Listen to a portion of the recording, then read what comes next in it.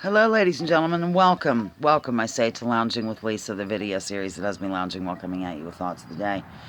I'm on the porch. I've been doing some housework. That's why I look so absolutely stunning. I got the little bassinet, the big bassinet out of here. Katie's going to use it for photography. And I've just been organizing stuff, throwing newspapers out. There's a happy camper sign. Anyhow, Katie's father had a tragic situation unfold I thought I'd share with you.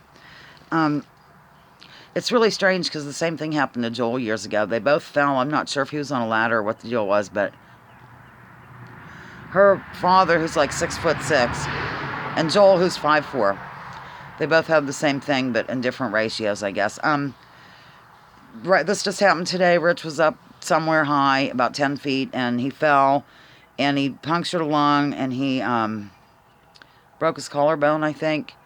And there's a few internal things going on as well.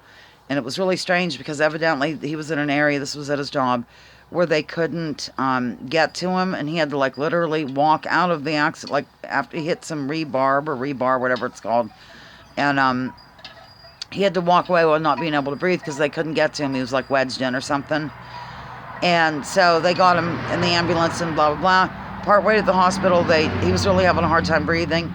And they had to whip over to a field. This is like total drama. And a helicopter had to land right then and there and take him up to Erie. Yeah. So that's what's going on. And the weird, that's weird in and of itself. But in 2014, the same thing happened to Joel, minus the whipping into a field and all that. In fact, I whipped into the ambulance service while taking him to the hospital. Joel's a terrible patient, but he was only like 4 feet off the ground. But since Joel's so short, you know what I'm saying? It would kind of equal out. But he also had the punctured lung and the broken collarbone, and a bunch of ribs were broken, and I think like a liver, like we have 12 of them. Punctured, but it healed on its own. Yeah, so I'm here, and Spencer was here. He wasn't with Katie yet. And I get a phone call from Joel saying he's injured, and he's over. Oh, I got something in my eye. He's over in Linesville, of all things. Why call me? Well, whatever. So we go over and, get him into the van and everything. 7 miles away, actually 8 by the time I got to the location where he was. So we were coming back through. I was taking him to the hospital. And I'm like, I'm going to the ambulance service in Harmonsburg. He was kind of fighting me on it or whatever, but I did. And they transferred him into that.